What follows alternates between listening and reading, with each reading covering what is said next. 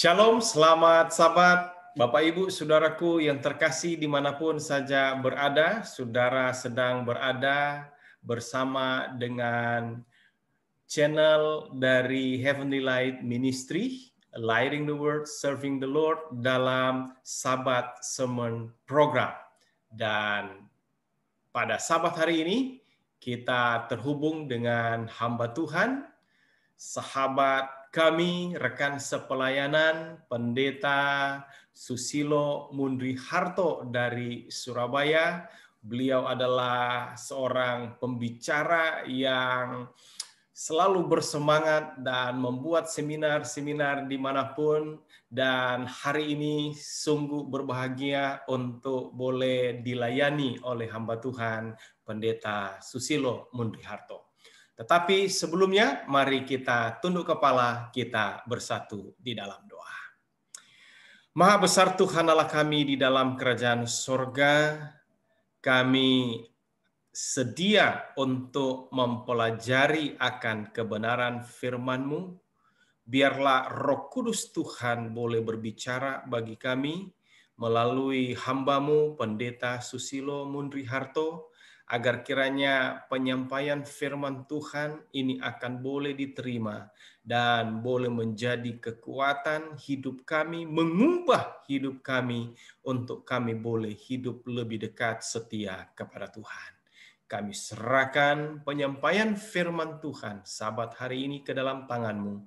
Di dalam anak-Mu Yesus Kristus Tuhan, Juru Selamat, kami berdoa. Amin. Baik, waktu ini kami serahkan kepada Pendeta Susilo Mundri Harto untuk penyampaian firman pada sabat hari ini. Baik, terima kasih Pendeta John Madelu yang sudah memperkenalkan nama saya dalam program Heavenly Light Ministry. Selamat sahabat, saudara-saudara yang terkasih.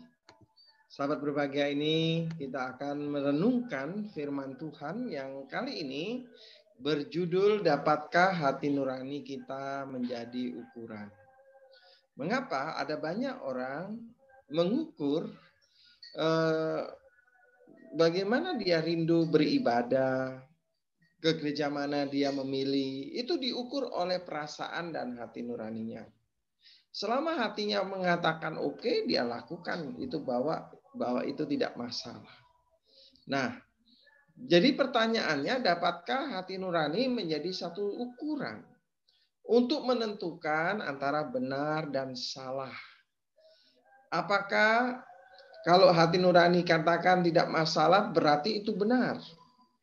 Ya, inilah yang kita perlu renungkan.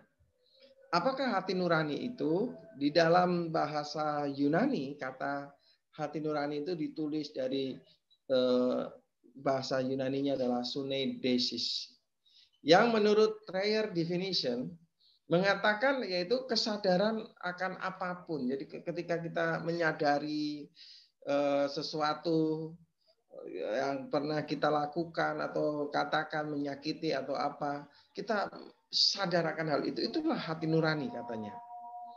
Berikutnya, jiwa sebagai pembedah antara apa yang secara moral baik dan buruk, mendorong melakukan yang pertama dan menghindari yang terakhir, serta memuji yang satu dan mengutuk yang lain. Jadi ini sebagai jiwa yang membedakan mana yang baik dan buruk, yang patut dihindari, yang patut dipuji atau dikutuk. Ya, itulah yang disebut hati nurani menurut Dreyer definition. Nah, benarkah hati nurani itu penentu antara moral baik dan buruk sebagai ukuran standar yang digunakan untuk mengukur hal itu baik atau tidak? Nah, di dalam Roma pasal 2 ayat 14 sampai 16, Rasul Paulus menggambarkan hati nurani itu seperti meja pengadilan, seperti ruang pengadilan. Di mana dalam ruang pengadilan itu dituliskan di sini, apabila bangsa-bangsa lain yang tidak memiliki hukum Taurat oleh dorongan diri sendiri melakukan apa yang dituntut hukum Taurat, maka walaupun mereka tidak memiliki hukum Taurat, mereka menjadi hukum Taurat bagi diri mereka sendiri. Jadi inilah sebuah aturan dalam satu undang-undang hati, ya, di mana orang yang tidak membaca tulisan itu langsung, tetapi mereka dituntut untuk tidak boleh melakukan, itu berarti dia menjadi hukum Taurat bagi dirinya sendiri. Sebab dengan itu mereka menunjukkan bahwa isi hukum Taurat ada tertulis di dalam hati mereka. Dan suara hati mereka turut bersaksi, inilah pengadilan, ada saksi. Pikiran mereka saling menuduh, nah inilah fungsi dari jasa penuntut. Dan saling membela, inilah ya lawyer pembelanya. Jadi ini satu pengadilan di dalam diri, ya, satu menyatakan salah, dan itu akan nampak pada hari bila mana Allah sesuai Injil yang kuberitakan, menghakimi segala sesuatu yang tersembunyi dalam hati manusia oleh Kristus Yesus. Jadi pengadilan dalam diri menentukan salah atau tidak terjadi di dalam ruang pengadilan hati kita. Inilah katanya gambaran dari hati nurani itu. Nah, bagaimana sih macam hati menurut Alkitab? Benarkah hati itu bisa dijadikan standar ukuran dalam mengukur baik atau salah, benar atau tidak? Ya, ini menurut Alkitab digambarkan dalam hal positif tentang hati nurani. Itu murni, suci, dan baik. Dalam 1 Timotius 1:5 Rasul Paulus katakan, tujuan nasihat itu ialah kasih yang timbul dari hati yang suci, dari hati nurani yang murni, dari iman yang tulus ikhlas. Ya. Lalu ini gambaran hati nurani murni dikatakan di sini. Dalam 1 Timotius 3:9 disebut hati nurani yang suci. Dan dalam 1 Petrus 3:21 disebut hati nurani yang baik, ya. Jadi gambarannya positif semua. Tetapi kita lihat ada hati nurani yang negatif. Contoh hati nurani yang cemar, ya. Ketika jemaat di Korintus, ya, makan persembahan berhala itu, daging yang dipersembahkan berhala, menganggap itu akan mencemarkan iman mereka. Sehingga pada waktu melihat orang lain yang tidak masalah makan itu, menjadi batu sandungan dalam dirinya, dan hati mereka yang melihat itu, kata Paulus, yang memiliki hati nurani lemah dicemarkan, dinodai oleh perbuatan itu. Inilah gambaran hati nurani yang cemar. Nah, di dalam Alkitab digambarkan penduduk Sodom memiliki hati nurani yang cemar, itu nyata melalui perbuatan mereka yang mencemarkan tubuh. Ya, mereka menghina kekuasaan Allah, menghujat semua yang mulia di surga. Inilah perbuatan kecemaran dari penduduk Sodom. Nah, dikatakan Mikael saja, ya, ketika dalam satu perselisihan bertengkar dengan iblis mengenai mayat Musa, tidak berani menghakimi iblis dengan kata-kata hujatan. Di sini yang ditekankan ada Mikael saja tahu waktu berhadapan iblis yang hatinya jahat, dia tidak menghujat. Tidak menggunakan kata-kata yang merendahkan atau menghujat setan, tapi berkata kiranya Tuhan menghardi engkau. Dalam pengertian, Yesus tidak pernah menggunakan senjata kejahatan untuk melawan kesalahan. Untuk melawan iblis, Yesus tidak menggunakan senjata setan. Senjata setan yaitu menghujat, merendahkan, menggunakan kata-kata yang negatif. Tetapi Yesus tidak menggunakan senjata itu. Tetapi digambarkan penduduk Sodom yang cemar hati nuraninya, menggunakan, bahkan menghujat Allah, bahkan semua yang diam di surga, dan hati nurani mereka seperti binatang yang tidak berakal. Jadi kalau ditanya, dapatkah hati nurani menjadi satu standar? Kalau standar jadi ukuran, maka inilah yang terjadi kepada penduduk Sodom. Lihat, mereka memiliki hati nurani yang jahat, yang cemar, bahkan berani menghujat Allah. Dalam Yeremia 17 ayat 9, hati itu licik dan membatu. Betapa liciknya hati, lebih licik daripada segala sesuatu. Hatinya sudah membatu, siapa yang dapat mengetahuinya? Jadi kalau hati jadi standar, bagaimana dengan hati yang licik?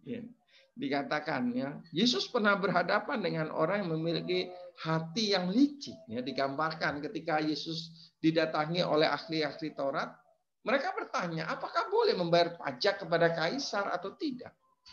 Maksud mereka, Yesus ingin dipersalahkan dengan jawabannya. Karena inilah pertanyaan dilema.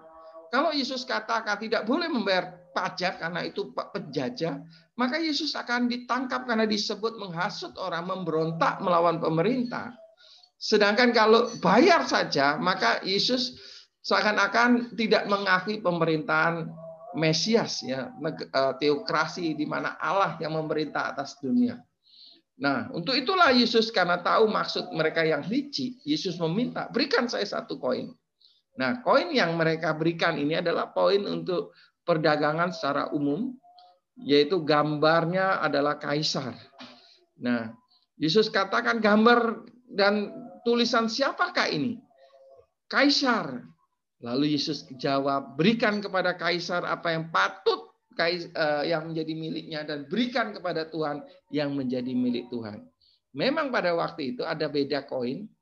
Koin kaisar untuk perdagangan di luar bait Allah, sedangkan koin yang dibuat khusus oleh bait Allah, makanya ada meja-meja pertukaran uang. Supaya uang-uang bergambar kaisar tidak boleh masuk ke dalam uang-uang bait Allah, sehingga yang dipersembahkan di dalam bait Allah, uang-uang asal yang sudah dikeluarkan oleh para pejabat di bait Allah itu. Ya, berikan kepada Allah apa yang patut kita berikan kepadanya. Jadi inilah contoh hati yang licik. Contoh lain, hati nurani yang jahat. Ditulis dalam Ibrani 10 ayat 22, karena hati kita ini telah dibersihkan dari hati nurani yang jahat. Jadi dulu kita punya hati yang jahat sebelum tahu kebenaran. Tapi sudah dibersihkan. Jadi kalau ada hati nurani jahat, maka hati nurani tidak bisa menjadi ukuran dalam mengukur baik atau salah, benar atau tidak. Ya. Contohnya dalam kisah Paulus ketika dihadapkan pengadilan di imam besar, dia berkata kepada saudara-saudara di situ, dia mau yakinkan bahwa tidak ada maksud dia menjadi Kristen itu karena mendapat sogokan atau sesuatu. Dia katakan hai saudara-saudaraku di depan imam besar Mahkamah Agama. Sampai hari ini aku tetap hidup dengan hati nurani yang murni di hadapan Allah. Mendengar itu imam besar Ananias menyuruh orang berdiri dekat Paulus menampar mulut Paulus. Mengapa? Dia dianggap perkataan itu menghina sidang itu. Memangnya kami orang-orang yang tidak tulus. Ya. Memangnya kamu yang hidup tulus dan murni ya, di hadapan Allah. Dalam pengertiannya, ada orang-orang yang berhati jahat. Sekalipun dia melakukan kesalahan, dia tidak menyadari bahwa dia berada dalam baris melawan Allah. Ya, karena itu dia berani menampar-tampar dia. Memangnya hanya kau yang berhati murni di sini, bukan kami. Tetapi Paulus menjawabnya, Allah akan menampar engkau, hai tembok di kapur putih-putih. Engkau duduk di sini untuk menghakimi aku menurut hukum Taurat. Namun engkau melanggar hukum Taurat oleh perintahmu menampar aku. Ini gambaran ada hati manusia yang merasa perbuatannya baik. Menurut pikirannya sendiri. Dan dia melanggar kehendak Allah. Contohnya, para tentara ini dengan tidak terganggu hati nuraninya. Menyiksa Tuhan Yesus dan menjadikan pakaiannya sebagai rebutan. Mereka membuang undi untuk memiliki pakaiannya. Bagi mereka Yesus hanyalah seorang penghujat yang patut dihukum atas kesalahannya. Dan Yesus mengetahui hal ini. Ya Bapa, ampuni mereka sebab mereka tidak tahu apa yang mereka perbuat. Hati nurani mereka sudah jahat.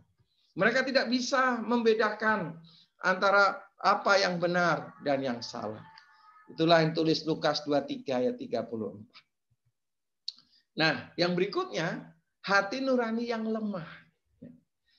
Ada yang jahat, ada yang cemar, ada yang hati nurani yang licik. Ini gambaran hati nurani yang lemah. Dalam 1 Korintus 8 ayat 12, Jika engkau secara demikian berdosa terhadap saudara-saudaramu, melukai hati nurani mereka yang lemah, engkau pada hakikatnya berdosa pada Kristus. Digambarkan dalam 1 Korintus ini ada orang yang tidak percaya tentang berhala-berhala itu. Dia makan persembahan berhala dan tidak terganggu hati nuraninya. Tapi dia lakukan itu kepada saudara-saudara yang memiliki hati yang lemah. Mereka sama dengan melukai hati nurani mereka yang lemah. Kenapa ada hati nurani yang lemah? Alkitab menggambarkan hati nurani lemah karena dikendalikan pertama oleh hawa nafsu. Dalam 2 Samuel 12 ayat 9, Daud tahu bahwa mengambil istri orang itu jahat. Membunuh suaminya untuk mengambil istrinya itu jauh lebih jahat. Bahkan merencanakan itu jauh lebih buruk dari semuanya. Tetapi hati nuraninya lemah. Dia tahu yaitu tanda-tanda larangan ini. Tetapi kenapa dia masih melakukannya? Ketika Nabi Nathan datang menegurnya, mengapa engkau menghina Tuhan dengan melakukan apa yang jahat di matanya? Uria orang Het itu kau biarkan ditewaskan dengan pedang. Istrinya kau ambil menjadi istrimu. Dia sendiri telah kau biarkan dibunuh oleh pedang Bani Ammon. Saudaraku, inilah gambaran hati nurani dari Daud. Karena keinginan dagingnya menyebabkan dia kalah terhadap pertahanan memegang prinsip firman Tuhan. Ya, karena itulah hati nuraninya lemah karena dikendalikan hawa nafsu. Sementara ada hati nurani lemah karena terbungkus perasaan takut. Misalnya Petrus. Petrus tahu siapa Yesus. Bahkan dialah yang berkata, engkaulah Mesias anak Allah yang hidup. Dan dia pernah berkomitmen untuk tidak pernah meninggalkan Yesus. Sekalipun semua muridnya meninggalkan dia. Tetapi kenapa dia menyangkal dia? Inilah pada waktu Petrus melihat harapannya punah. Yesus yang dia harapkan menjadi Raja, Mesias yang akan mengambil takhta Daud itu. Sekarang ditangkap, dijatuhi hukuman mati. Dia ketakutan. Dan ketika ada orang berkata, oh kamu ini pasti salah satu dari mereka. Itu nyata dengan bahasamu. Mulailah Petrus mengutuk dan bersumpah. Dan mengatakan, aku tidak kenal orang ini. Mengapa? Karena dia begitu takut. Hati nuraninya lemah. Sehingga dia tidak berdiri dalam prinsip kebenaran yang dia tahu. Inilah hati nurani yang lemah. Yang digambarkan karena terbungkus perasaan takut. Ada juga hati nurani yang lemah karena dorongan hati nurani yang jahat. Ya. Karena didorong oleh perbuatan jahat, dia mengikutinya. Ini digambarkan dengan Ahab. Kisahnya diambil dari 1 Raja-Raja 21 ayat, ya kita bisa baca satu perikop ceritanya. Dikisahkan Ahab ingin memiliki kebun anggur Nabot yang letaknya dekat dengan pekarangannya. Lalu dia katakan, berikanlah kebun anggurmu itu karena itu dekat dengan kebunku. Saya akan jadikan ini kebun sayur-sayuran. Dan sebagai gantinya kata Ahab kepada Nabot, aku akan berikan kamu kebun anggur yang terbaik kemanapun kau pilih. Bahkan kalau kamu tidak suka dengan itu, saya akan membayar kebun anggur ini. Tetapi Nabot katakan kepadanya, dijauhkanlah kiranya oleh Allah tentang hal itu.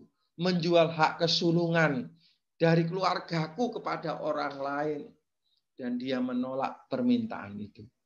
Mendengar permintaan itu ditolak, sedihlah, marahlah, yaitu Raja Ahab ini. Dia tahu bahwa dia tidak boleh merampas. Dia tidak boleh mengambil milik orang lain. Karena itu dia tidak menggunakan kekuasaannya. Tetapi ketika dilihat istrinya yang berhati nurani jahat, yang bernama Isabel, kenapa kamu sedih? Kamu kan raja. Kamu bisa melakukan apapun. Sekarang sudah saya yang urus katanya. Ya. Kemudian dibuatlah melalui perintah Isabel, dimaklumkan puasa ini bertanda akan ada pengadilan. Dipanggillah tua-tua. Lalu dihadapkanlah Nabot, duduk di hadapannya. Tampillah orang-orang Dursila yang dibayar oleh yaitu Isabel untuk bersaksi palsu.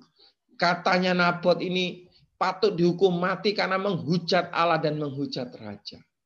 Dengan mendengar keputusan itu, seluruh tua-tua mengambil keputusan Nabot harus dihukum mati atas perbuatannya. Dan dia dilempari dengan batu sampai mati.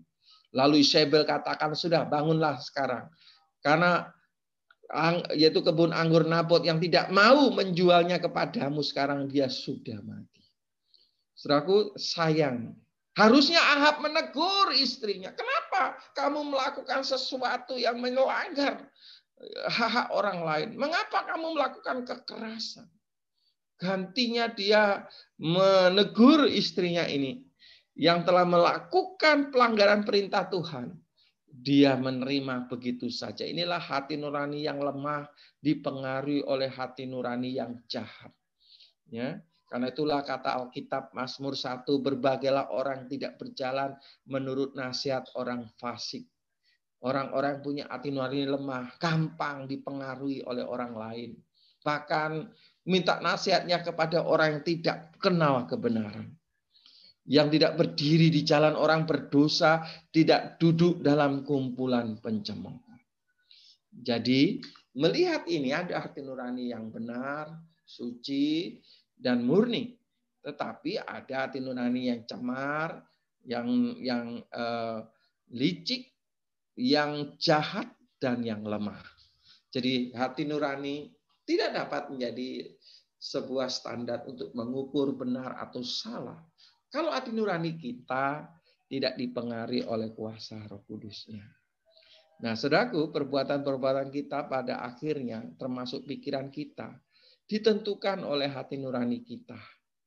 Karena itulah Amsal 4 ayat 23, supaya kita memiliki cara berpikir yang benar, tindakan yang benar. Maka Amsal memberi nasihat, jagalah hatimu dengan segala kewaspadaan. Karena dari situlah terpancar kehidupan. Hati nurani seperti mata air yang patut dijaga supaya tidak mencemarkan orang lain. Kalau saja mata air itu berubah menjadi mata air kutuk bagi orang lain. Dari mata air timbul segala yang jahat. Inilah kata Tuhan Yesus ketika berbincang-bincang tentang apa arti kenajisan itu. Yesus katakan najis itu bukan makan yang dengan tangan yang tidak terbasuh. Tapi najis itu adalah perbuatan yang didorong oleh perasaan hati yang telah diangan-angankan timbul dari pikiran-pikiran yang jahat, termasuk pembunuhan, persinahan, percabulan, pencurian, sumpah palsu, dan hujat. Semua itulah yang menajiskan orang. Dari mata air hati yang tidak dijaga akan membuat najis orang lain. Hatinya tersayat oleh perkataan yang tidak dijamak oleh kuasa Roh Kudusnya. Akan membawa kutuk bagi orang lain. Inilah mata air hati yang harus kita jaga. Nah, pertanyaannya bagaimana cara menjaga hati nurani agar tetap murni dan bersih ini? Yaitu yang pertama yang dilakukan adalah renungkanlah firman Tuhan. Itu menolong untuk menjaga pikiran dan perilaku kita tetap bersih. Ayatnya dalam Mazmur 119 ayat 9. Dengan apa seorang muda mempertahankan kelakuannya bersih? Yaitu dengan menjaganya sesuai dengan firman-Mu. Jadi isilah hati pikiran kita, anak-anak kita ya lebih banyak dengan firman Allah. Karena itulah yang membuat tingkah lakunya bersih. Seorang bapak yang mengisi hatinya dengan firman Allah, dia akan memberikan nasihat firman Allah kepada keluarganya. Seorang direktur perusahaan yang selalu merenungkan firman Allah, dia akan memimpin dengan kebijaksanaan seperti firman Allah yang dimasukkan di dalam dirinya. Inilah yang dikatakan Tuhan, dengan apakah seorang mudah mempertahankan kelakuannya bersih? Dengan menjaganya sesuai dengan firman. Inilah cara menjaga mata air hati supaya tidak menjadi mata air kutuk bagi orang lain. Firman Allah katanya, di dalam hati nurani kita, dialah yang akan membentuk hati kita. Ya. Jadi ya standar itu adalah firman Allah. Dan pada waktu hati nurani kita dibentuk menurut firman Allah, kita akan diberi kepekaan terhadap hal-hal yang baik dan benar menurut pandangan Allah. Yohanes 4 ayat 14 katakan, barang siapa minum air yang kuberikan kepadanya, ia tidak akan haus untuk selama-lamanya. Sebaliknya air yang akan kuberikan kepadanya akan menjadi mata air di dalam dirinya yang terus-menerus memancar sampai kepada hidup yang kekal. Apa mata air yang Tuhan berikan ini? Kata ayat yang lain dalam Yohanes 7:38, ya, Yesus berkata, barang siapa haus, ayat 37, baiklah engkau datang kepadaku dan minum, yaitu yang minum dalam pengertian percaya kepadaku, seperti yang dikatakan Alkitab, dalam hatinya akan mengalir aliran-aliran air hidup. Di tengah-tengah pandemi, saat menghadapi banyak krisis, ketika usaha mulai banyak mengalami kendala dan banyak pekerjaan mulai mengalami PHK. Tetapi pengharapan yang diberikan Allah melalui firman Allah yang kita baca, bagaikan mata air yang terus mengalir yang tidak pernah henti, memberi pengharapan bagi yang putus asa, semangat bagi yang lemah, dan juga kekuatan pada iman bagi yang berharap kepadanya. Ibarat air yang terus mengalir sampai hidup yang kekal. Ya, yang kedua, ya, setelah kita isi hati kita dengan firman Allah, belajarlah mendengar dan melakukan firman Allah. Perlu belajar. Mengapa? Karena kita harus punya kerinduan untuk tidak hanya mengetahui kebenaran, tetapi belajar melakukannya. Yohanes 14 ayat 26. Roh Kudus yang akan diutus oleh Bapa dalam namaku, Dia akan mengajar segala sesuatu kepadamu dan mengingatkan kamu akan semua yang kukatakan kepadamu. Bagaimana kalau kita tidak pernah masukkan firman Allah? Dengan apa Roh Kudus mengingatkan kita? Dialah yang akan menguatkan kita, menolong kita untuk memberi kekuatan dalam kesesakan yang kita alami. Ya, inilah suara Roh Kudus dalam hati nurani. Ya, kita bahkan untuk berbuat dosa, saat ada kesempatan pun, kalau kita sudah biasa melakukan, mendengar suara dan belajar melakukannya, maka kita akan bisa untuk memilih tetap setia kepada Allah. Contohnya, Yusuf sudah sekian lama diincar oleh istri Potifar. Potifar ingin berbuat zina dengannya. Tetapi Yusuf, walaupun di tengah-tengah kesempatan, suaminya tidak ada, lalu kesempatan tidak ada yang melihat, saat itulah istri Potifar berani mengajak dia melakukan perzinahan. Lalu Yusuf katakan, bahkan di rumah ini, ia tidak lebih besar kuasanya daripadaku, dan tiada yang tidak diserahkannya kepadaku selain daripada engkau, sebab engkau istrinya. Bagaimana mungkin aku melakukan kejahatan yang besar ini dan berbuat dosa terhadap Allah? Inilah yang Yusuf katakan. Bahwa sekalipun tidak ada yang melihat, namun hati nuraninya tidak dibiarkan menjadi cemar, menjadi jahat. Dan dia katakan, bagaimana saya bisa melakukan dosa yang besar ini terhadap Allah? Inilah seorang yang belajar mendengar hati nuraninya dan belajar mengikuti akan petunjuk-petunjuk Roh Kudus. Jangan biarkan hawa nafsu mengendalikan hati nurani kita, seperti yang dilakukan oleh Esau, yang rela kehilangan hak kesulungannya, bahkan upah hidup kekalnya, hanya untuk yang dikatakan sebagai nafsu yang rendah, hanya untuk sepiring, semangkok, yaitu kacang merah. Saudaraku, ada banyak orang membiarkan segala kehidupan pilihannya digagalkan oleh hawa nafsunya.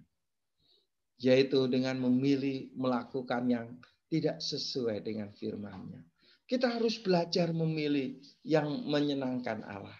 Yang sesuai dengan kehendak-Nya. Inilah cara menjaga hati nurani tetap yaitu murni dan bersih. Yang ketiga, latihlah hati nurani kita memilih hal yang baik dan benar. Dalam Kisah 24 ayat 19 katakan, sebab itu aku senantiasa berusaha untuk hidup dengan hati nurani yang murni di hadapan Allah dan manusia.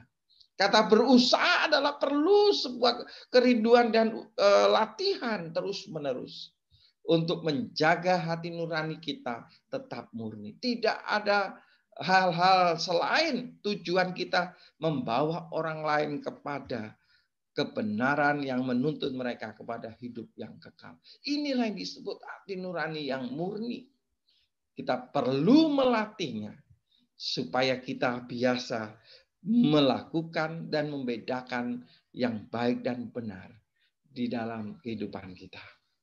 Latihlah iman kita sama seperti Abraham. Dulu dia seorang yang suka berdusta. Ya bukan karena suka tetapi terpaksa berdusta karena takut. Pada waktu dia mencari yaitu keselamatan karena kelaparan, dia lari ke Mesir, bertemu Fir'aun, lalu berkata kepada istrinya, katakan kamu itu adikku supaya aku diperlakukan baik karena engkau. Jadi ini adalah dusta yang membuktikan Abraham seorang bapak orang percaya tapi tidak percaya pada perlindungan Tuhan. Ya. Lalu Abraham mulai dirubah dari Abram kepada Abraham. Tanda dia sudah terikat dengan perjanjian dengan Allah. Bahwa melalui keturunannya lah Tuhan akan menurunkan, yaitu keturunan akan seperti pasir di laut dan seperti bintang-bintang di langit. Dan Abraham mendengar saran istrinya karena 10 tahun dinantikan janji itu tidak dapat.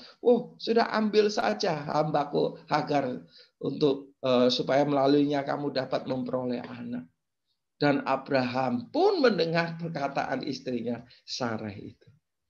Ya, inilah bukti Abraham lebih mengendalikan, lebih percaya usaha manusia daripada usaha Allah. Nah yang ketiga, Abraham kembali juga berdusta kepada Abimelek, raja di tanah Negev. Pada waktu juga kembali terjadi kelaparan. Ya, Abraham kembali takut dibunuh karena istrinya. Dan dia disuruh berdusta dengan dusta yang sama.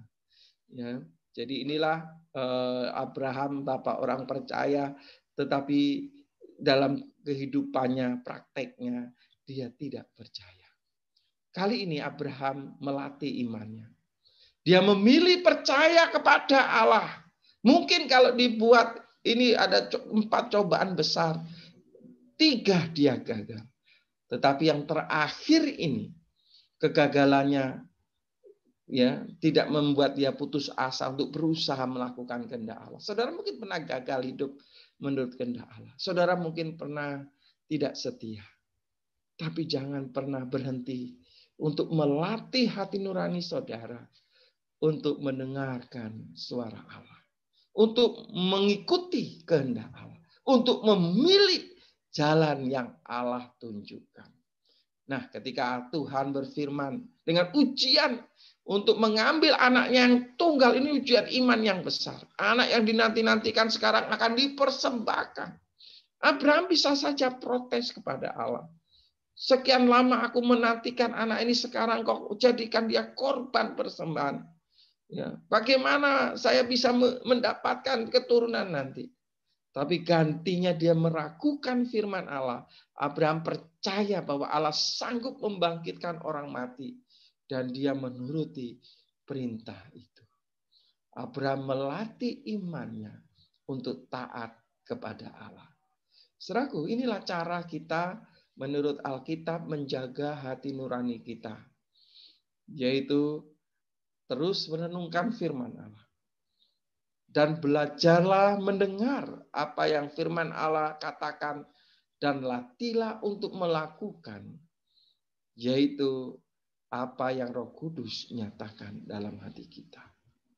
Upah yang tersedia bagi mereka yang telah menuruti kehendak Allah dengan menjaga hati nuraninya tetap bersih, dengan tidak dikalahkan oleh hati nurani yang jahat, sehingga menjadi lemah mengikuti suara-suara kejahatan melawan Allah. Berbahagialah orang yang suci hatinya, karena mereka akan melihat Allah. Jikalau kita ingin memandang wajahnya, latihlah mata air hatimu menjadi bersih, dan mintalah kuasa Allah melakukannya. Inilah yang kita patut renungkan. Terima kasih. Selamat Sabat. Tuhan Yesus memberkati kita. Kita akan akhiri dengan berdoa bersama. Terima kasih Tuhan. Firman-Mu telah memberikan kami sebuah pelajaran bahwa Engkau mengingatkan kami untuk kami menjaga hati nurani kami agar tetap bersih, murni, dan baik melalui merenungkan firman Allah dan mengikuti suara bisikan Roh Kudus-Mu. Tuhan, kalau selama ini kami dikalahkan oleh keinginan daging kami, hawa nafsu, bahkan dorongan-dorongan hati nurani yang jahat untuk hidup melawan kehendak-Mu, ampuni kesalahan kami. Ubahlah hati yang membatu ini menjadi hati yang baru, yang taat, dan yang mau menurut kehendak-Mu. Berkati Tuhan kami, agar kami menjadi saksi-Mu dimanapun berada, sehingga kehidupan kami memuliakan Engkau melalui perkataan perbuatan dari mata air yang murni yang telah disucikan oleh firman-Mu dan yang telah diubah oleh kuasa Roh Kudus. Terima kasih Engkau telah mendengar seruan doa kami. Di dalam nama Tuhan Yesus kami berdoa. Amin. Baik saudara, sampai di sini. Terima kasih. Baik, terima kasih Pendeta untuk penyampaian firman pada Sabat hari ini. Kiranya semua pemirsa dimanapun saja saudara berada yang mengakses dan nonton untuk channel YouTube ini, kiranya boleh menjadi berkat bagi saudara sekalian. Luar biasa Pendeta untuk pekabaran Sabat ini. Puji Tuhan. Terima kasih untuk pelayanan Sabat hari ini. Kiranya Tuhan Yesus memberkati pendeta dan keluarga dalam pelayanan, dan semua pemirsa yang juga menonton akan tayangan ini kiranya boleh diberkati oleh Tuhan. Sekian untuk Sabat Sermon program dari Heavenly Life Ministry, Lighting the Word, Serving the Lord. Tuhan Yesus memberkati kita semuanya. Terima kasih. Selamat hari Sabat semuanya.